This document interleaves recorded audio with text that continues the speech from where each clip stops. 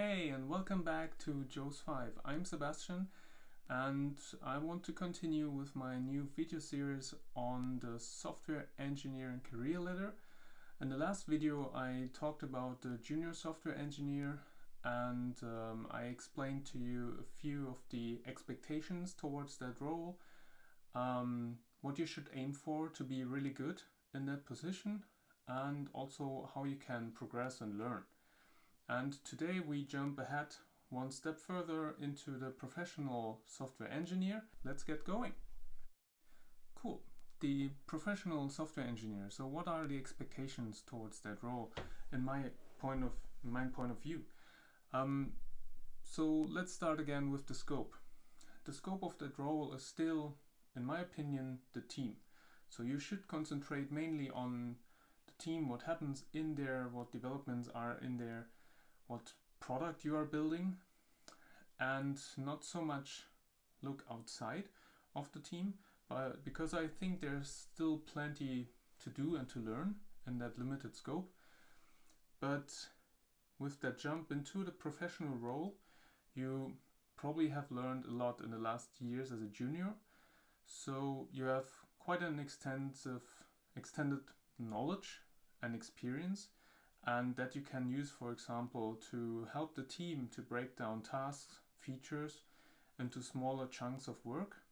I think this experience you can really use to help the team move forward, and you yourself will probably feel that you're much faster in finishing tasks and come to solutions. The next point is your focus. Your focus will still be much more on delivery, much more than in the junior position. And to make this really clear, you are the one in the team that will pump out the code. Yeah, if you have a well-mixed team of juniors, professionals, seniors, then you're the one in the sweet spot of technical knowledge and time to focus actually on the code, because you will not be swamped with all the meetings and alignments and all the architectural talks that maybe seniors will deal with a lot. And you have much more knowledge and experience than the junior has in the system you're working in.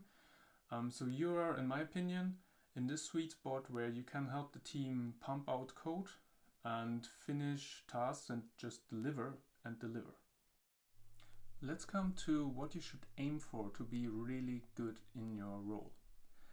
So as a professional software engineer, I think you can definitely start to become more prominent in your team. So you can start, for example, moderating meetings and help steering the team towards making a decision. You know, maybe you have experienced those situations when you're in a room with 5, 6, 7 people, you're talking about a new feature and you want to find out the solution on how to go about it, like what technologies to use, how to lay out the architecture, you name it. And everyone is just talking around making a decision. No one really wants to make a decision. There are so many options and no one wants to make the call. So you can help steering the team towards making a decision and come to a conclusion, because in the end, what I learned is that not making a decision is much worse than making the wrong decision, because most often making a wrong decision can be changed and adapted to later on quite easily. So it's not a big drama when you make a wrong decision. Yeah, you can help your team tremendously in trying to do that, moderate meetings. The next point is that you should be definitely more proactive than in your junior position. What does it mean to be more proactive? It means that you can make, for example, suggestions for improvements. I guess when you work on your code base, you stumble upon problems or things that you think they should be better, maybe the performance is not great, and you can start talking about this. talk about this with the senior engineers, maybe with your lead, and try to find out what the impact of it is and if it's worth working on that. Another point is you can actually take a role in the well-being of the team. I know that there's your manager that should be dealing with that, probably also your team lead, but they definitely have a lot on their plate. So if you're interested in that, try to find out what problems in the processes or workflows you have in the team and find out solutions for that and talk with the team about it to find out ways to improve how you work together. Now that you learned how your team is working, how the system or the product you're working on behaves and how it looks like, maybe it's time to look a bit further outside of your team. Maybe find out what connections you have to other teams and how those connections, how they work. How is your team working with other teams in the company? If there are dependencies, for example, what are the technical interfaces and how can you improve them? And finally, as I mentioned before, your manager is probably swamped with work. So if you're interested, try to increase your visibility to your manager and ask her or him what you can do to help him or her. That shows proactiveness a lot and also shows that you're looking further than, say, the Jira ticket you're currently working on in your sprint. Let's come to the final part of this video, which is how can you learn and improve yourself as a professional software engineer.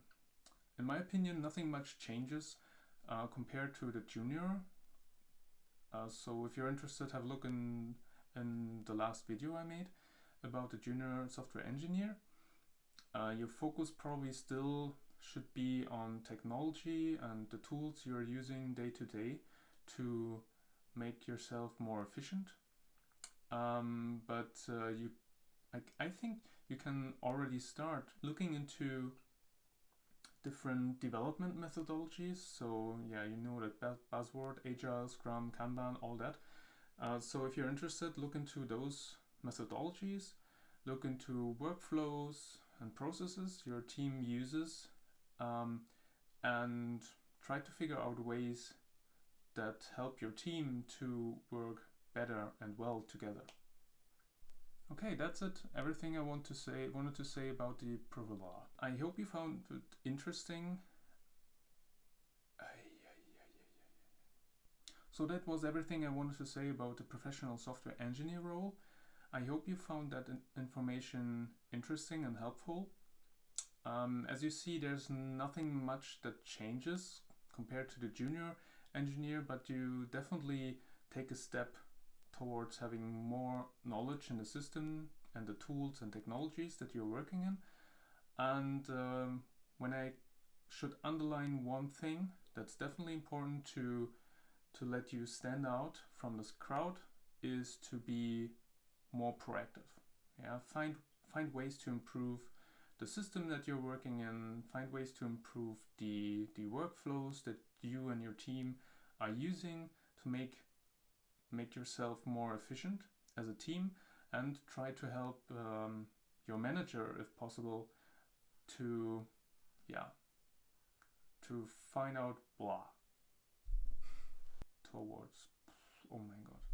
And if you want, you can ask your manager how you can help her, because usually they're swamped with work, and if there's someone they can rely on in the team they are managing, you have a direct connection with them, which also helps you in the visibility you get from him or her. So thank you again for watching this video. If you have any questions, let me know in the comments, and see you next time.